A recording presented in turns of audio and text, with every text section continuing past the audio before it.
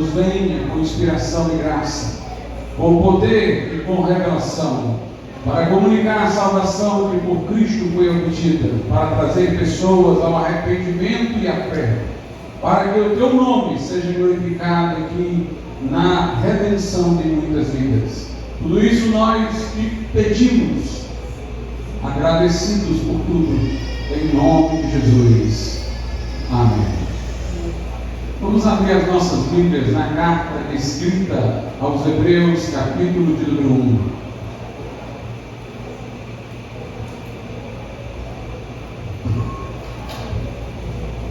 Aos Hebreus, capítulo de número 1, nós iremos ler a partir do versículo de número 1. Aos Hebreus 1:1 em diante,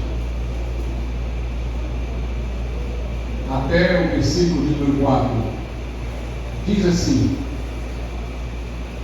Deus, que várias vezes e de diversas maneiras falou aos pais pelos profetas, falou-nos nestes últimos dias pelo seu Filho, a quem constituiu herdeiro de todas as coisas, por quem fez também os universos, o qual, sendo o brilho de sua glória e a imagem expressa de sua pessoa, e sustentando todas as coisas pela palavra do seu poder, havendo feito por si mesmo a purificação dos nossos pecados, assentou-se à destra da majestade nas alturas, tendo sido feito tanto melhor do que os anjos, assim obteve por herança um nome mais excelente do que eles. Podemos sentar.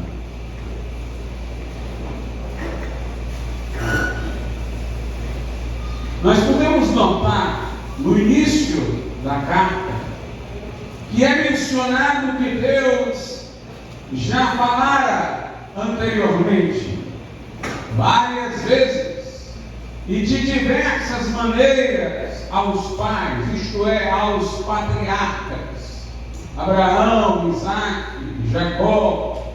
Poderíamos, por extensão, incluir Moisés e todos os profetas. Deus falou de várias maneiras, várias vezes aos pais pelos profetas. É uma referência ao Velho Testamento, no qual Deus utilizou-se de vários porta-vozes. Mas dito é no verso de número 2 que Ele falou-nos destes últimos dias pelo seu Filho, a quem constituiu herdeiro de todas as coisas, por quem fez também os universos, o mundo. Portanto, a maneira de Deus falar por Jesus, como colocada aqui, excede as anteriores, porque não é Deus falando pela boca de profetas, pela boca dos pais, como diz no verso 1, que Ele falou aos pais pelos profetas, mas é dito que Ele falou-nos pelo Filho. Deus falou aos patriarcas, Deus falou a eles através dos profetas, Deus falou aos ancestrais da nação de Israel por meio dos profetas, e também desses ancestrais nós tivemos alguns que têm uma importância muito grande na escrita do Velho Testamento, como Moisés, que escreveu todo o Pentateuco. Deus falou por todos esses instrumentos, incluídos figuras como Moisés, como Davi, o grande rei, como Salomão, o sábio. Mas Deus falou agora pelo seu próprio Filho. Há, portanto, aqui uma linguagem de excelência, desse modo de Deus falar nos últimos dias. Há uma linguagem de superioridade, porque agora Deus está falando através de seu próprio Filho. E é dito, falou-nos nestes últimos dias. A expressão dá a ideia de encerramento. de um acabamento, de uma finalização. Portanto, Deus falou aos patriarcas, alguns deles, como Abraão diretamente, a outros Deus falou mediante porta-vozes, mas agora Deus fala de forma mais excelente por intermédio de Jesus. E neste momento que dentro do plano de Deus pode ser descrito como os últimos dias. Portanto, há aqui não apenas menção a uma excelência da revelação dada através de Jesus, mas uma menção a que nele há um encerramento, há um fechamento.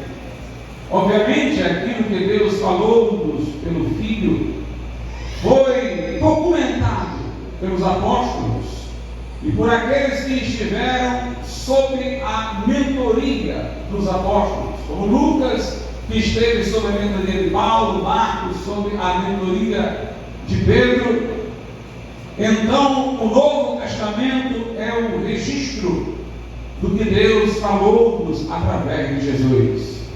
O Novo Testamento, desse modo, em relação ao Velho, mostra que lhe é um acabamento, um fechamento, e é a manifestação mais excelente da revelação do plano redentor de Deus para a humanidade.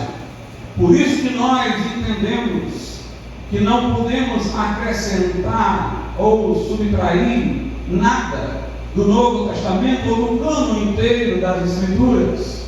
Por isso nós reconhecemos aquilo que João diz no Apocalipse: e se alguém tirar do livro, lhe será tirada a parte da árvore da vida; se alguém acrescentar, lhe serão acrescentados os flagelos. Nós cremos que a revelação de Deus com respeito à nossa fé e à nossa prática de vida em santidade está encerrada no Novo Testamento. Não que Deus não possa nos falar algo que diga respeito a um chamado pessoal que Ele tenha para a vida de um e de outro, uma vocação particular, onde Ele nos mostrará o que devemos fazer para cumpri-la pela circunstância, pela sua voz interior, mediante o Espírito Santo. Mas aquilo em que a igreja deve acreditar em termos doutrinários, a esperança escatológica da igreja relacionada aos últimos eventos e à vinda de Cristo, os padrões de santidade de Deus para o seu povo, estas coisas já estão devidamente reveladas no Novo Testamento, e com respeito a elas é que não podemos acrescentar e nem subtrair. A Bíblia, entretanto, não está aqui apenas a dizer que os porta-vozes do Velho Pacto foram profetas, e o do Novo Pacto mais excelente é o próprio Filho de Deus. Mas o texto revela que Jesus é Filho de Deus num sentido exclusivo. Na linguagem do apóstolo João, ele é Filho unigênito de Deus, o único da espécie de Deus. De acordo com Miqueias, Jesus teve suas saídas desde a eternidade, ou seja, ele é eternamente gerado do Pai. Não teve começo, é eternamente gerado do Pai. Aliás, se assim não fosse, nós teríamos que dizer que houve algum momento em que Deus não era Pai, porque não tivera nenhum filho. Mas se Deus é sempre Pai, é porque sempre Ele teve o seu Filho eternamente gerado. Quando a Bíblia refere-se a Deus chamando o Deus Pai, não é uma condição acidental, como se em determinado momento Ele se tornasse Pai. É a sua essência. Ele é Deus Pai. Portanto, Ele é Pai desde a eternidade. Logo, Jesus é dele gerado desde a eternidade. Como disse o profeta Miqueias, o Redentor viria de Belém, no tempo, na história, mas suas saídas, sua geração seria desde a eternidade. Eu sempre uso essa figura, porque ela não apenas é bíblica, como logo iremos ver, mas ela é muito ilustrativa. O sol tem começo, claro, mas desde que surgiu o sol, ele emite calor e luz. É concomitante ao sol, à sua existência, o calor que ele emite, a luz que ele produz. A luz provém do sol, mas nunca houve o sol sem emitir a luz e o calor. Assim também Jesus é eternamente gerado do Pai. Ele distingue-se do Pai enquanto pessoa, mas coexiste com o Pai desde a eternidade, sendo duas pessoas, são um só Deus. Então diz aí o texto acerca de Jesus, no versículo de número 3, o qual, sendo o brilho da sua glória, note a ilustração que há pouco eu era do sol. Jesus é o brilho da glória de Deus. Se Deus nunca existiu sem sua glória, por outro lado, a glória nunca existiu sem o seu brilho. Se Deus é eternamente glorioso, então eternamente há o brilho de sua glória, que é Jesus, o qual, sendo o brilho da sua glória e a imagem expressa da sua pessoa. Nossas traduções aqui não são exatas, porque no original grego nós não temos uma expressão que queira significar pessoa, mas que queira significar substância. Literalmente, no texto grego está dizendo que Jesus é a imagem expressa, exata, como diz algumas traduções, perfeita, como diz outra tradução, da sua substância, da substância do Pai. A imagem de alguma coisa é o reflexo dela. Quando eu olho no espelho, eu vejo ali a minha imagem, mas aquela minha imagem que está no espelho não representa tudo que eu sou. Ela não é a minha imagem exata. A minha parte que não está se apresentando ante o espelho, por exemplo, não está sendo reproduzida nele. É parte relativa às costas. Aquela imagem é uma imagem fragmentária, é uma imagem parcial. Mas Jesus é a imagem perfeita, é a imagem exata do Pai. Não há nada na substância do Pai que não se replique, que não se mostre em Jesus Cristo. Essa é uma passagem que é importantíssima para a doutrina da triunidade de Deus. Deus é uma substância em três pessoas. Jesus compartilha a substância única, divina do Pai, um Deus manifesto em três pessoas, Pai, Filho e Espírito Santo, uma substância em três pessoas.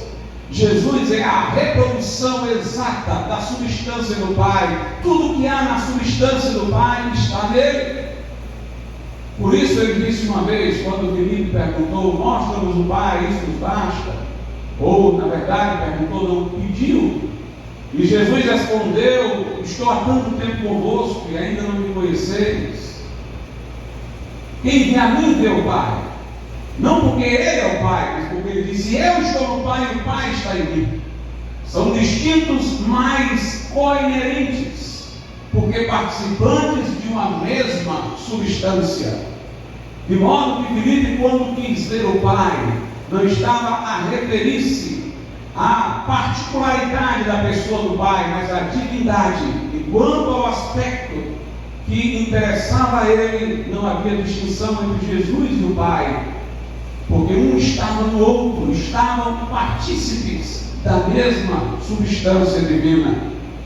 Então o texto mostra que não apenas em Jesus Cristo se encerrou a revelação do plano de Deus para a humanidade, no sentido do plano redentor, que teve documentação naqueles a quem Jesus comissionou, os apóstolos e os que estiveram sob sua mentoria, de modo a nos legar, nos deixar o Novo Testamento como carta, guia para a igreja. mas também esse Jesus por quem o Pai falou. Esse Jesus que se fez homem, esteve entre nós, além da humanidade que ele tomou naquele momento em que veio, ele é Deus desde a eternidade, uma só substância com o Pai, Filho unigênito do Pai. Os judeus entenderam isso, entenderam que quando Jesus dizia-se Filho de Deus era de modo exclusivo, porque lá em João diz que os judeus não só procuravam matá-lo, a Jesus, apedrejá-lo, porque ele dizia que Deus era seu próprio Pai, fazendo-se igual a Deus. João não está dizendo que os judeus pensavam que ele dizia isso. João está dizendo que os judeus queriam matá-lo, queriam apedrejá-lo, porque ele dizia que Deus era seu próprio Pai, fazendo-se igual a Deus. Eu vou dar uma forma de dizer isso que vai fazer entender melhor o que eu quero transmitir. Diz o texto lá que ele dizia que Deus era seu próprio Pai. Eu podia colocar assim: ele dizia que o Pai era seu Pai em sentido próprio. Em sentido próprio, o meu filho veio da minha carne e do meu sangue, veio da minha substância, tornou-se alguém autônomo, mas era participante comigo de uma mesma carne e sangue, veio de mim. Pois bem, Jesus dizia que Deus, o Pai, era seu Pai em sentido próprio, que ele era filho unigênito, o único que compartilhava a essência de Deus. Ele dizia-se filho de Deus dessa forma mais profunda. Por isso ele é o resplendor da glória do Pai. Por isso ele é a expressa imagem da sua substância. Não há nada na substância do Pai que não se mostre em Jesus Cristo. Também nós temos aqui alguns testemunhos fortes da sua divindade. Diz ainda o versículo 3: o qual, sendo o brilho da sua glória e a imagem expressa da sua pessoa, e sustentando todas as coisas pela palavra do seu poder. Note, Jesus sustenta o universo. Jesus mantém as coisas criadas pela sua palavra. Quer dizer que se não houvesse Jesus, o Pai não poderia sustentar. Quer dizer que o universo deixaria de ser se não fosse Jesus? Mas isso não quer dizer que o Pai seja menor do que Jesus, porque o Pai está em Jesus e Jesus está no Pai. O que eu quero dizer é que se Jesus não fosse Deus, alguém que não era Deus era o mantenedor do universo. Alguém que não era divino era aquele de quem dependia a manutenção do universo. Não faz sentido. Só faz sentido Jesus ser aquele que sustenta todas as coisas pela palavra do seu poder, se ele for um bom Pai, se ele for Deus. Diz aqui ainda no versículo de número 4, eu vou ler de novo o 3 no finalzinho para chegar no 4. O qual, sendo o brilho da sua glória, a imagem expressa da sua substância, sustentando todas as coisas pela palavra do seu poder, havendo feito por si mesmo a purificação dos nossos pecados, uma alusão ao seu sacrifício na cruz, a quem eu me reportarei mais adiante nessa mensagem, assentou-se à destra da majestade nas alturas. Depois de ter realizado o sacrifício pelos nossos pecados, ele ascendeu ao céu e está à direita de Deus, tendo sido feito tanto melhor do que os anjos, assim obteve por herança um nome mais excelente do que eles. No escalão hierárquico dos seres, irmãos, acima dos anjos, só está Deus. Lembram-se da Arca da Aliança? Estavam os querubins, e a glória de Deus aparecia entre os querubins e acima dos querubins, indicando que a ordem é essa: Deus está lá no topo, abaixo estão os anjos que Deus criou, acima do patamar dos homens. Depois nós temos os homens. Depois nós temos os animais, os vegetais e os seres inanimados. Se Jesus foi, ao ascender aos céus, feito mais excelente do que os anjos, isso só poderia acontecer se ele fosse Deus. Ele foi para aquela posição acima dos anjos que só pertence a Deus. Por isso que o texto diz que ele está à destra de Deus, na mesma horizontalidade. Na linguagem figurativa da Bíblia, ele está sentado à direita de Deus, ele não está abaixo, ele está ao lado. Na mesma posição hierárquica, acima, portanto, dos anjos. Acima dos anjos. Mas alguém vai, talvez, perguntar assim: pastor, se ele, depois da morte e ressurreição, é que é assunto aos céus, sentou-se à direita do Pai, então, ele antes não era acima dos anjos. Ele passou a estar nessa posição somente depois da sua ressurreição e ascensão. Então poderia eu dizer que ele não era Deus e tornou-se Deus? Não. Porque Jesus estava sempre com o Pai. O Filho unigênito que está no seio do Pai, esse o deu a conhecer. Jesus estava sempre com o Pai, sendo que quando ele veio para morrer por nós, teve que descer, fazer-se homem, esvaziar-se de sua glória, é o que diz lá em Filipenses, subsistindo em forma de Deus. Ele não considerou o fato de que era igual a Deus, não levou em conta, mas esvaziou-se a si mesmo e tomou a forma de servo, tomou a forma humana e foi obediente até o Pai, foi obediente ao Pai até a morte e morte de cruz. Preste atenção a isso. Quando ele se esvaziou e se fez homem, ele se fez abaixo dos anjos, algo que nós vamos ver depois. Mas quando morreu, ressuscitou, consumou a obra que veio fazer, então ele retomou a posição em que antes estava, à destra de Deus. Isso fica claro quando nós lemos lá no Evangelho de João, capítulo 17, versículo de número 5, onde Jesus diz assim: e agora, ó Pai, glorifica-me contigo mesmo, com aquela glória que eu tinha contigo antes que o mundo existisse. Então ele já fala aqui que antes que o mundo existisse, antes que existisse qualquer universo, qualquer criação, ele e o Pai compartilhavam uma mesma glória. A glória que eu tinha contigo, a glória de Deus, aquela glória que Deus diz: eu não a darei a nenhum outro. Lá no livro do profeta Isaías. Então, Jesus e o Pai, na unidade da divindade, possuíam e possuem a mesma glória. Mas Jesus deixou essa glória, esvaziou-se para vir aqui à terra como homem humilhado, morrer pelos nossos pecados e ressuscitar o terceiro dia para ser nosso intercessor.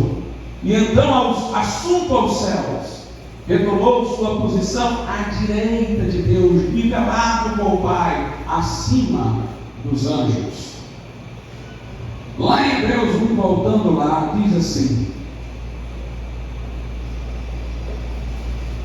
versículo 4, então: tendo sido feito tanto melhor do que os anjos, assim obteve por herança um nome mais excelente do que eles. Porque a qual dos anjos disse ele alguma vez: tu és meu filho, deste dia te gerei, e outra vez eu serei para ele um pai, e ele será para mim filho?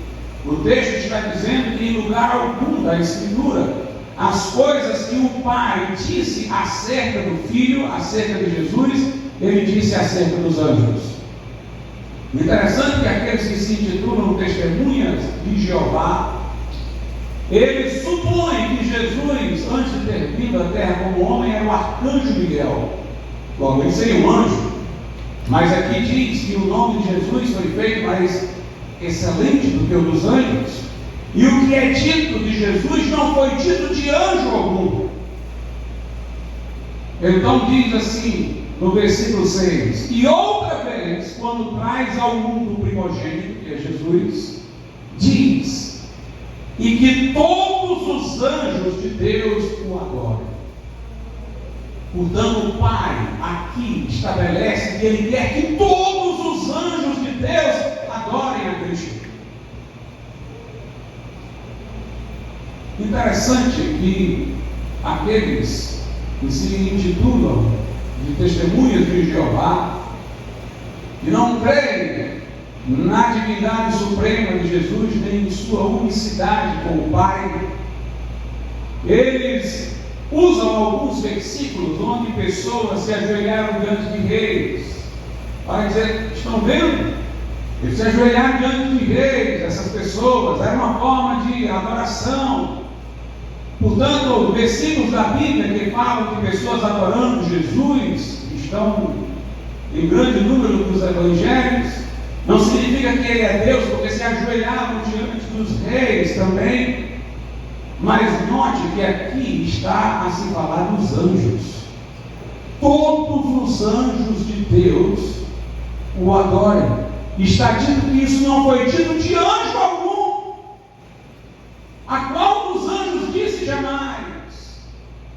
Essas coisas que ele passa a narrar, incluída esta, todos os anjos de Deus o adorem. Nenhum anjo recebeu o direito dessa adoração de que fala aqui o versículo. Mas os anjos dão essa adoração a Jesus. Como eu disse, no escalão hierárquico, abaixo de Deus estariam, abaixo do Criador estariam os anjos, como criaturas feitas por Deus mais excelentes no princípio. Portanto, os anjos adoram somente aquele que está acima deles, que é Deus. Se eles adoram Jesus, é porque o reconhecem como Deus. Vejam o que um anjo disse no Apocalipse, capítulo de número 22. Apocalipse 22, versículos de números 8 e 9. Eu, João, vi estas coisas e as ouvi.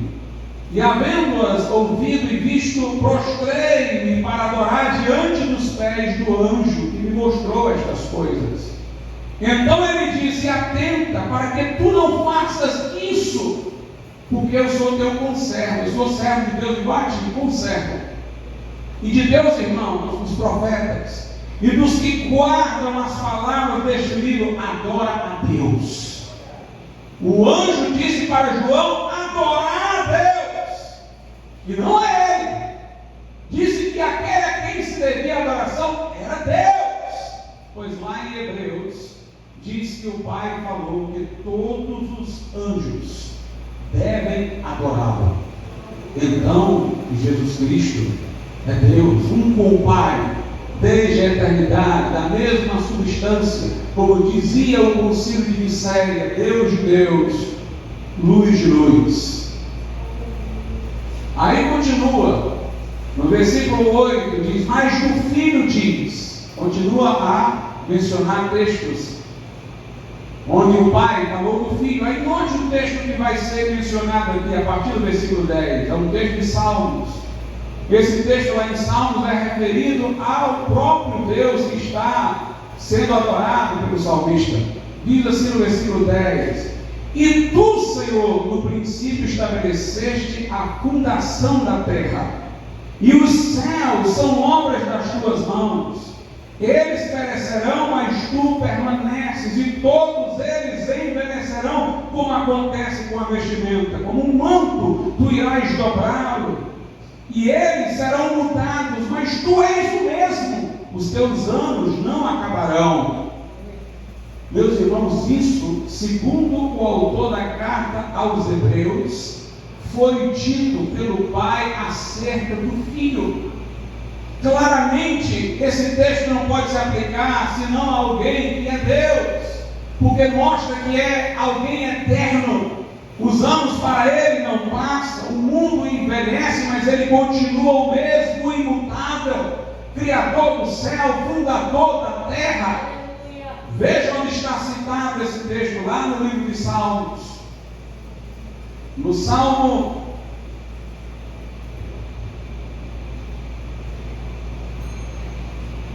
de número 102, versículos 24 e 25, veja como é a Deus que o texto refere-se. Eu disse, ó meu Deus, não me leves no meio dos meus dias, os teus anos são por todas as gerações. Aí começa o texto lá, desde a antiguidade estabeleceste a fundação da terra, e os céus são obra das tuas mãos. Eles perecerão, mas tu permanecerás. Sim, todos eles se envelhecerão como um vestido, como roupa os mudarás, e eles ficarão mudados. Mas tu és o mesmo, e os teus anos não terão fim. O salmista está falando com Deus e dizendo isto. E o autor da carta aos Hebreus diz que esse texto refere-se a Jesus. Então não há como negar a divindade de Jesus Cristo. Mas quando Jesus se fez homem, nessa condição se fez abaixo dos anjos. Diz aí a Bíblia, na carta aos Hebreus, no capítulo de número 2, nos versículos de número 6 e 7. Mas alguém em um certo lugar testificou, dizendo: que é o homem para que lhe dê atenção, ou o filho do homem para que o visites? Tu o fizestes um pouco menor do que os anjos, tu o coroaste de glória e de honra, e o puseste sobre as obras de tuas mãos. Aqui está dito que Deus fez o homem um pouco abaixo dos anjos. Que é o homem para que Deus tenha tido interesse em resgatá-lo, em salvá-lo do seu pecado. E é o homem para que Deus o visite. Um ser criado um pouco menor do que os anjos. Aqueles que se intitulam de testemunhas de Jeová, que negam a divindade de Cristo, eles sabem que há inúmeras passagens em que a Bíblia afirma deliberadamente que Jesus é Deus. E eles então têm que arranjar uma explicação para isso. E eles dizem assim: não, Deus não significa um ser supremo. Deus significa um ser que tem poder, que é poderoso. Jesus é muito poderoso, ele é um Deus poderoso, mas ele não é o Deus todo-poderoso. Essa maneira de falar, entretanto, não é bíblica. A Bíblia reserva o termo Deus unicamente para o Deus supremo, irmãos. Mas, pastor, há passagens na Bíblia que falam dos deuses das nações. Sim, aqueles que as nações têm por deuses. É isso que significa os deuses das nações. Que para aquelas nações que os adoram, eles são tidos como deuses. Mas eles não são deuses de verdade. A Bíblia diz isso claramente na carta aos Gálatas. No capítulo de número 4, versículo 8.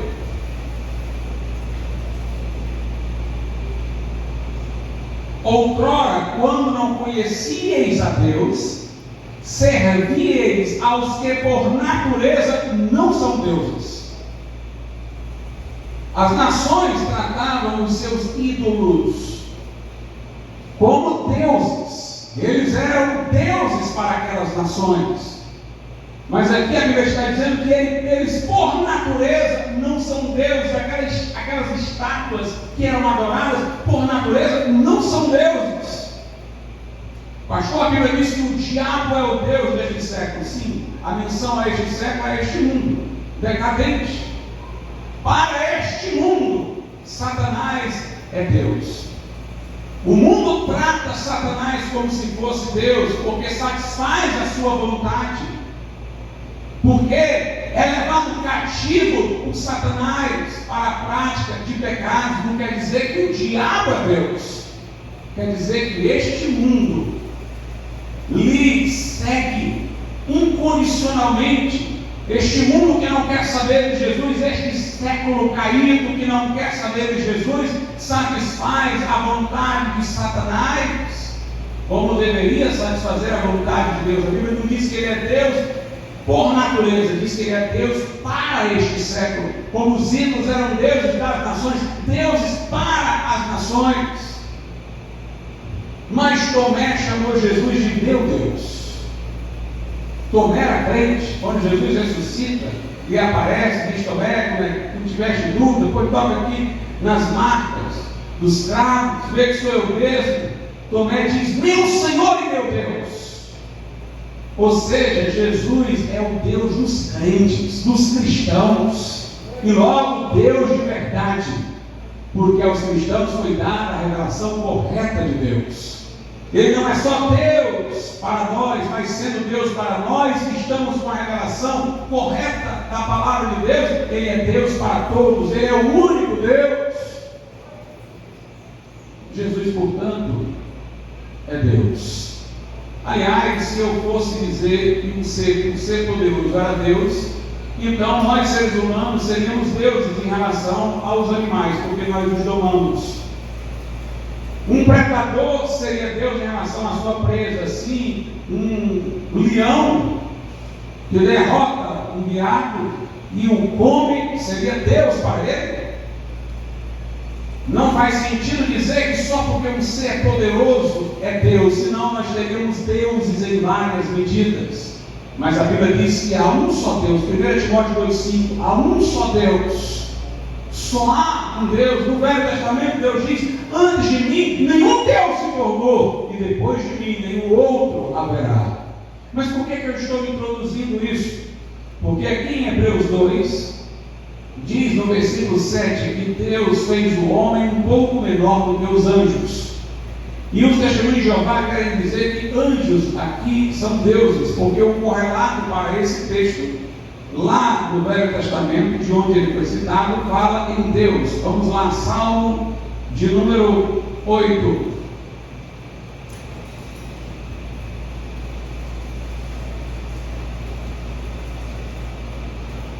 Salmo número 8, versículo de número 4. O que é o homem para que sejas cuidadoso com ele, o filho do homem para que o visites? Porque o fizeste por um pouco menor do que Deus, e o coroaste de glória e de honra. Aí o testemunho de Jeová diz: está vendo? Lá no texto citado do Velho Testamento fala um pouco menor do que Deus, e aqui em Hebreus fala um pouco menor do que os anjos. Então, os anjos são deuses? De maneira nenhuma, irmãos. Quando o autor da carta aos Hebreus cita o Salmo, ele o modifica de propósito, sem que isso faça qualquer violação ao sentido original. Veja bem, lá no livro de Salmos, ele está a se abstrair a figura dos anjos e dizer que o homem foi criado um pouco menor do que Deus, e foi criado menor do que Deus. Claro, mas há citações do Velho Testamento no Novo Testamento com adições. Aliás, os judeus nos criticam, a nós cristãos, porque eles dizem que muitas das citações do Velho Testamento e do Novo Testamento estão com alguma modificação, mas a modificação não prejudica o sentido original, acrescenta mais informação, aumenta o conteúdo da revelação. Por exemplo, no dia de Pentecostes, quando o Espírito Santo desce sobre a igreja, Pedro diz: hoje se cumpriu o que foi dito pelo profeta Joel: nos últimos dias derramarei do meu Espírito, diz o Senhor, sobre toda a carne, filhos e filhas profetizarão, nossos jovens terão visões, velhos sonharão, e sobre os meus servos e minhas servas derramarei do meu Espírito naqueles dias que profetizarão. Quando você vai lá para o texto de Joel, não tem meus servos e minhas servas, tem servos e servas. Quando eu leio Joel, o que Joel está dizendo é que Deus vai derramar o Espírito Santo sobre uma casa inteira: o pai, o filho, o jovem, o velho e os servos, ou seja, os empregados. Quando Pedro cita, ele acrescenta meus servos. Ele está acrescentando informação. É como se ele dissesse: Deus vai derramar sobre os empregados de uma casa, mas não porque sejam empregados do ser humano, e sim porque, antes de tudo, eles são servos de Deus. Por isso que ele acrescenta meus servos. Quando Pedro cita, ele está acrescentando informação. Deus vai derramar sim sobre os grandes e pequenos, até sobre os empregados de uma casa, mas não é porque, sendo empregado de um crente, ele vai receber essa bênção. É porque ele é empregado de um crente, mas acima de tudo ele é um empregado de Deus, é um servo de Deus. Lá em Salmos diz que foi abaixo de Deus, aqui diz que foi abaixo dos anjos, porque de fato o homem foi criado abaixo de Deus, e se nós quiséssemos acrescentar a informação, podíamos dizer e também abaixo dos anjos. O próprio autor usa uma forma de mostrar que ele vai fazer a adaptação. No versículo 6 ele diz: mas alguém, ele não diz quem, em um certo lugar testificou, dizendo, aí ele cita, ele poderia ter dito, foi Davi no Salmo, mas ele diz alguém em certo lugar, ele não quer filiar-se diretamente à citação bem registrada, porque ele sabe que vai acrescentar informações. Ele está dizendo que o homem, que pelo livro de Salmos sabemos ter sido criado abaixo de Deus, foi criado também abaixo dos anjos. Porque qual é a diferença do livro de Salmos para a carta aos Hebreus quanto a isso? É porque a ênfase lá do livro de Salmos é mostrar a surpresa de Deus se interessar pelo homem, a ponto de fazê-lo um pouco menor do que Deus. A linguagem lá quer mostrar a surpresa de Deus se interessar por esse homem, então dignifica ainda mais o homem, falando que ele foi feito menor do que Deus, mas bem próximo de Deus. Como diz lá em Gênesis, a imagem e semelhança de Deus, como Deus tem interesse pelo homem. Mas aqui na carta aos Hebreus a ênfase é outra. A ênfase é sobre até onde Jesus desceu, até onde ele se humilhou. A ênfase não é em como Deus tem esse interesse particular pelo homem, a ponto de ter feito ele tão próximo da própria divindade. Aqui a ênfase é no quanto Jesus nos amou, o quanto ele desceu por amor de nós. Então ele não desceu só uma escadinha de Deus para o homem, não, ele desceu duas, de Deus para os anjos, dos anjos para o homem. Ele desceu mais profundamente por amor de nós, por isso que ele cita descomprometido alguém em algum lugar, porque ele vai modificar, trazer nova informação, e o objetivo dele é trazer nova informação para dizer até que ponto Jesus desceu por amor de nós. Diz aí no versículo 9: mas vemos Jesus, note, que foi feito um pouco menor do que os anjos. Essa é a ênfase. É que Jesus se humilhou, desceu por amor de nós, da sua glória, a ponto de não apenas ficar numa situação inferior àquela que diga respeito à divindade que lhe pertence, mas ele desceu mais abaixo, ele desceu abaixo dos anjos. Porém, vemos Jesus, o que foi feito um pouco menor do que os anjos, por causa do sofrimento da morte. Para vir, para morrer por nós, ele teve que descer abaixo dos anjos, porque os anjos não têm morte física. Os anjos não passam pela experiência da morte física. Jesus teve que vir como homem para morrer pelos pecadores. Era preciso um homem justo para morrer pelos injustos. Um pecador não poderia morrer por outro pecador porque já merecia a morte. Tinha que ser um justo morrendo pelos injustos. Não havia um sequer. Mas Jesus se fez homem.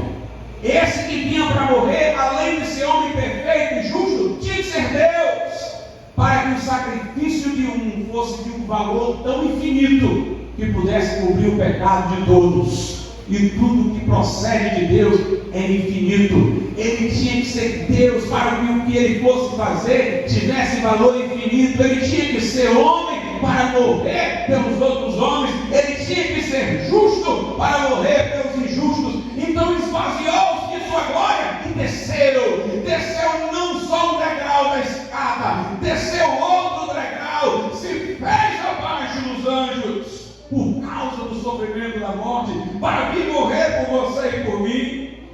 Então diz o verso 9: porém, vemos Jesus, que foi feito um pouco menor do que os anjos, por causa do sofrimento da morte, coroado com glória e honra, para que pela graça de Deus pudesse provar a morte no lugar de cada homem. Porque convinha que aquele para quem são todas as coisas, e por quem todas as coisas existem, ao trazer muitos filhos à glória, tornar-se o autor da salvação dos homens perfeito através das aflições. Jesus foi aperfeiçoado pelo que sofreu. Tem uma tradução que diz consagrado pelas aflições. Consagrado no sentido de separado de todo, sendo o único que poderia fazer aquilo que fez. Ele foi aperfeiçoado no sentido de que ele tornou-se um perfeito Salvador. Ele pagou todo o preço da redenção. O sangue de Jesus nos purifica de todo o pecado. E agora nós podemos entender melhor o versículo de número 3 de Hebreus 1, o qual, sendo o brilho da sua glória, a imagem expressa da sua pessoa, e sustentando todas as coisas pela palavra do seu poder, havendo feito por si mesmo a purificação dos nossos pecados, ele fez pessoalmente a purificação dos nossos pecados lá na cruz. Ele agora assentou-se à destra da majestade nas alturas. Assentar-se quer dizer fim do trabalho. O sacerdote ficava em pé oferecendo sacrifício no templo, sacrifício. Quando ele terminava tudo, ele se sentava. Quando a Bíblia diz que Jesus fez a purificação dos nossos pecados, agora está assentado à destra de Deus, quer dizer que terminou. Como ele disse lá na cruz: Pai, está consumado. Fez um sacrifício perfeito para perdão das nossas culpas. E Ele está à direita de Deus intercedendo por nós, é o nosso advogado. A Bíblia Sagrada diz, aqui em Hebreus, capítulo de número 4, a partir do versículo 14, sabendo que temos um grande sumo sacerdote, é Jesus, que adentrou os céus, Jesus, o Filho de Deus, retenhamos firmemente a nossa fé. Porque não temos um sumo sacerdote que não possa se importar com as dores de nossas enfermidades, ou seja, de nossas fraquezas, debilidades morais. Porém, um que em todos os pontos foi tentado, assim como nós, porém sem pecado. Portanto, acheguemo-nos confiadamente ao trono da graça, para que possamos obter misericórdia e achar graça e auxílio em tempo de necessidade. Nós temos um sumo sacerdote que nos entende. Nós temos um sumo sacerdote que pode se compadecer das nossas debilidades, porque ele se fez homem, porque ele também foi tentado, mas ele não pecou. Ele sabe o que em cada situação é necessário para se vencer a tentação. Ele pode enviar o socorro, ele pode enviar a graça suficiente para dizer não a cada tentação. Por isso, acheguemos-nos a Ele, como diz aqui o texto, confiadamente ao trono da graça, para sermos socorridos em tempo oportuno. Mas Ele não apenas é aquele que vai nos dar vitória contra as tentações, mas Ele é aquele que, se cairmos como crentes, vai interceder pelo nosso perdão contínuo.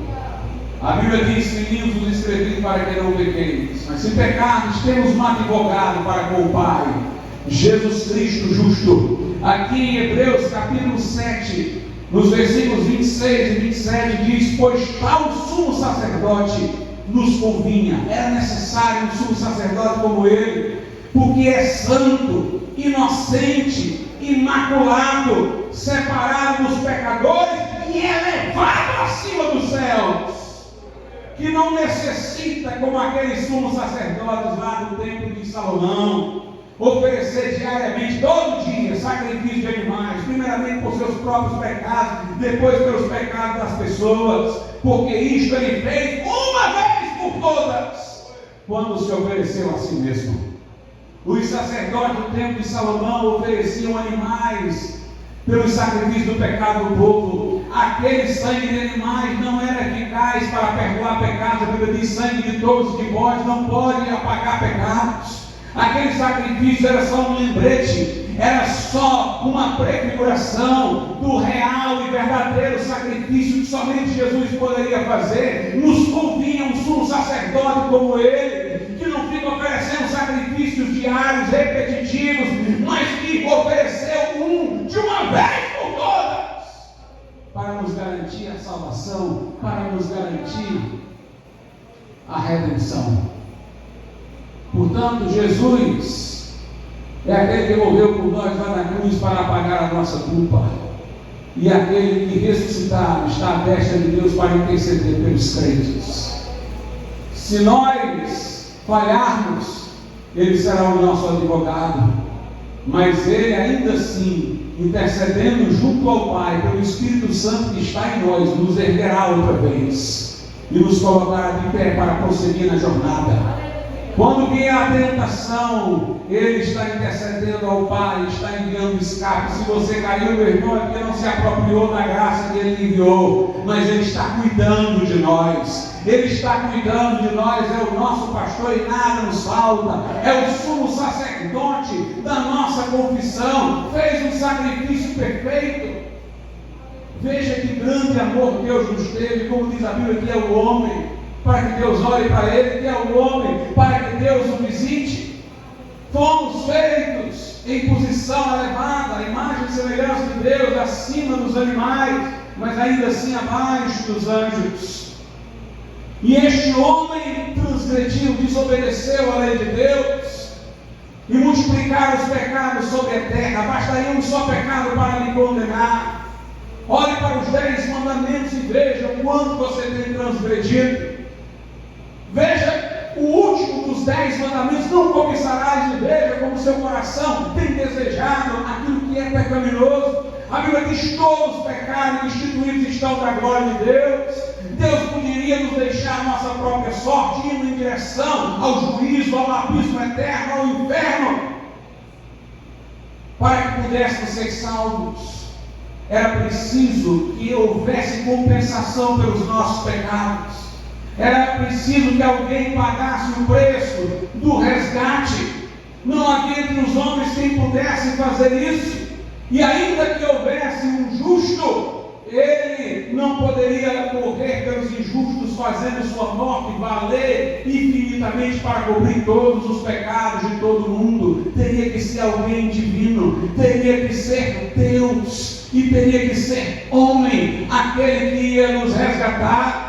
E Jesus, aquele que fundou a terra e criou o céu, por intermédio de quem o Pai fez todas as coisas, a expressa imagem da substância divina, um com o Pai, Deus de Deus, luz de luz, Jesus, que habita na eternidade, Rei dos reis, Senhor dos senhores, não considerou ser igual a Deus, mas esvaziou-se, deixou a glória que tinha com o Pai e desceu abaixo dos anjos, se nivelou conosco, exceto na prática do pecado, mas sentiu fome, sentiu sede, sentiu sono, sentiu dor, nasceu, cresceu, e como homem não tinha por que morrer, porque o salário do pecado é a morte, mas aquele de quem o Pai disse: este é meu filho amado em quem me comprazo. Este que não tinha pecado não tinha que morrer, mas ele morreu porque quis morrer, morreu em nosso lugar, provou a morte por cada um, tornou-se o perfeito Salvador lá na cruz, se fez abaixo dos anjos por amor de nós, e naquela cruz foi traspassado. Você não pode amar o pecado pelo qual ele teve que morrer e amá-lo. Se você está se sentindo bem com as suas transgressões, você não virá a ele como deve vir, porque só vem a ele da forma como deve vir o contrito, aquele que viu a miséria do seu pecado, aquele que viu quão ingrato foi para com Deus, aquele que viu como até agora ele vinha desprezando tanto o amor que Deus lhe dera por ter enviado Jesus. É este que vem de cabeça baixa, de coração quebrantado e contrito. É este que vem com a fé verdadeira, pela qual se pode ser salvo. Jesus morreu pelos nossos pecados e ressuscitou ao terceiro dia, e ele subiu aos céus, retomou sua posição à destra do Pai, acima de todos os céus, como diz a Bíblia, acima dos anjos. Os anjos o adoram porque ele é Deus, e ele que na cruz morreu por nós, está lá na glória também por nós. Nós conhecemos pessoas na nossa ambiência de infância, no nosso trabalho, que eram nossos amigos, pessoas próximas, galgaram posições elevadas e depois se esqueceram de nós, nem nos conhecem mais, nem têm interesse. Mas Jesus subiu ao céu e foi retomar sua posição por amor a você, tanto quanto ele veio morrer. Ele não somente desceu por amor, ele subiu por amor. Porque ele está lá em cima como nosso advogado. Ele está lá em cima como nosso sumo sacerdote. Ele intercede pelos que se refugiam e creem nele, entregam a vida a ele, dia e noite. Por isso, quando ele foi assunto aos céus, ele olhou para os discípulos antes de fazê-lo, próximo à sua porta, e ele disse que ele iria regressar à sua posição, mas ele disse: não se turbe o vosso coração. Creis em Deus, creio também em mim. Não fiquem perturbados, porque eu vou. Confie em mim. Eu vou, mas lá não me esquecerei de vocês. Eu vou preparar o lugar. E depois eu virei e vos levarei para mim mesmo, para que onde eu estiver estejais vós também. Ele se fez carne e habitou entre nós.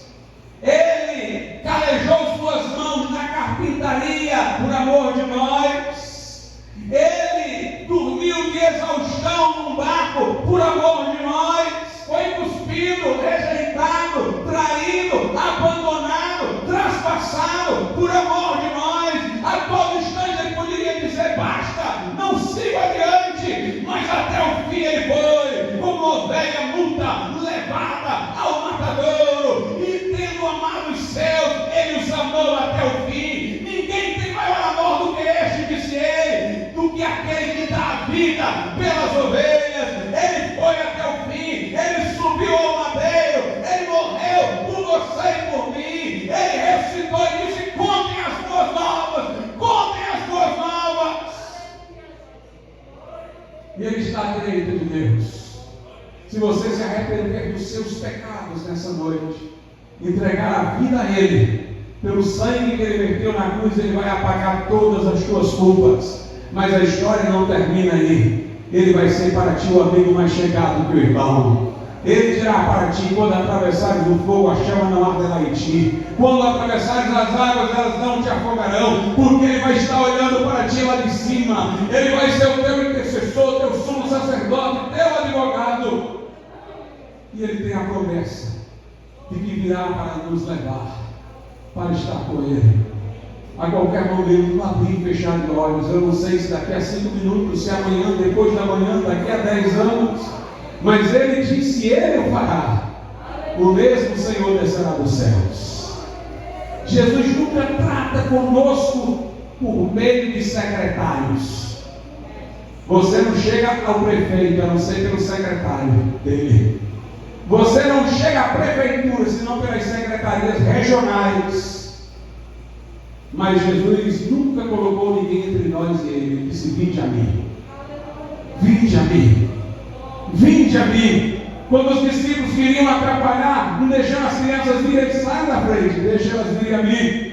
Quando Bartimeu gritava por ele, a multidão dizia: cala a boca. Ele saiu do meio da multidão e foi até Bartimeu. Aleluia! A Bíblia diz que ele por si mesmo, ele pessoalmente fez a purificação dos nossos pecados. Pois quando ele vier, não vai mandar secretário, não. A Bíblia diz desse jeito na carta aos Tessalonicenses: o mesmo Senhor descerá dos céus, ao som da trombeta de Deus, com voz de arcanjo sendo soada. E os que morreram em Cristo, como crentes, ligados ao Senhor, ressuscitarão primeiro. Depois nós, crentes em Jesus, que confiamos na vida, que estivermos vivos, seremos transformados. Com aqueles que ressuscitaram, seremos arrebatados ao encontro do Senhor nas nuvens e estaremos para sempre com o Senhor. Vamos ficar de pé.